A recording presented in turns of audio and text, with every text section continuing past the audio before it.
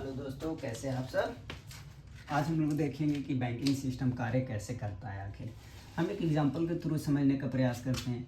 मान लेते हैं कि एक व्यक्ति 100 रुपया हर दिन कमाता है। अब ये 100 रुपया कमाएगा तो इसको घर पे तो कुछ खर्च करना ही होगा। तो देखते हैं कि ये 70 रुपया घर पे खर्च करता है, घरेलू सामान पे खर्च करता है ये 70 रुपया। ठीक है। अब ये 70 रुपया अगर हर दिन अपना घर के पीछे खर्च कर रहा है तो इसके पास शेष रुपया कितना बचा? 30 रुपया बचा।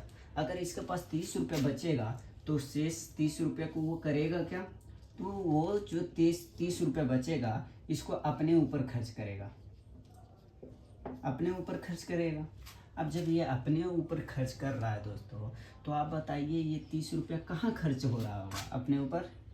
तो हम लोग को ज़्यादातर यही देखा जाता है कि मादक पेय पदार्थों के रूप में लोग खर्च कर देते हैं।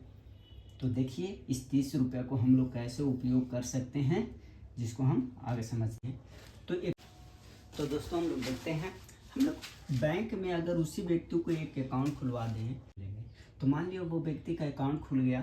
अब वो 30 रुपया जो बच रहा था, अब उस 30 रुपया को कहाँ डाल दिया? अकाउंट में डाल दिया। अब ये अकाउंट में डाल दिया। अब ऐसा कितना दिन तक अगर एक व्यक्ति कमाएगा, 100 दिन कमाएगा, तो उसके पास कुल रुपया कितना हो जाएगा? तो 3000 रुपया हो जाएगा 100 दिन का।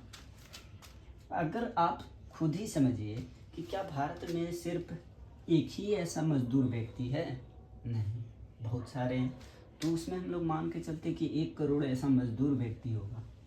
तो 1 करोड़ मजदूर व्यक्ति हर दिन 30 रुपया बचाता है, तो 100 दिन में 3000 करोड़ रुपया बचा लेगा कि नहीं? अब जब ये 3000 रुपया बचाएगा तो ये 3000 रुपया किसके पास रहेगा? ये बैंक के पास रहेगा 3000 रुपया। अब जब ये बैंक के पास 3000 रुपया रहेगा तो ये जो 3000 रुपया है बैंक किसको दे देगा? किसी फर्म को दे देगा। फर्म मतलब होता है कंपनी। ठीक है दोस्तों, ये इकोनॉमिक का टर्म है। फर्म मतलब होता है कंपनी। तो ये किसी कंपनी को रुपया दे देगा। अब जब कंपनी को रुपया दे देगा तो कंपनी क्या करेगा? प्रोडक्शन करेगा। क्या करेगा? प्रोडक्शन करेगा। अब जब प्रोडक्शन करेगा तो इसमें प्रोडक्शन करने में कुछ ना कुछ लेबर का ज़रूरत पड़ेगा। अब जब लेबर का ज़रूरत पड़ेगा तो इससे क्या होगा? रोजगार का सृजन होगा। समझ में आया दोस्तों?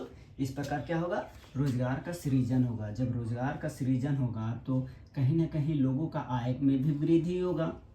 ज़्यादा लोग पैसा कमाना शुरू करेंगे, ज़्यादा रोजगार रहेगा तो लोगों की जनसंख्या रोजगार में बढ़ेगी।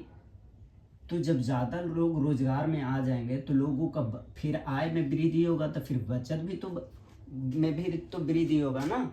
अब जब बचत में वृद्धि होगा तो बचत कहाँ जाएगा? फिर से बैंक में जाएगा। और बैंक फिर बैंक क्या करेगा? किसी फर्म को लोन देगा और फिर फर्म क्या करेगा?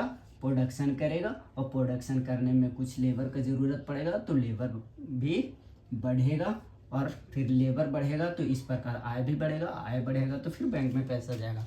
इस प्रकार हमारा बैंकिंग सिस्टम कार्य करता है। इसी को हम लोग बोलते हैं क्या? बैंकिंग प्रणाली। कि हमारा बैंकिंग प्रणाली इस प्रकार कार्य करता है। ठीक है दोस्तों, समझ में आया?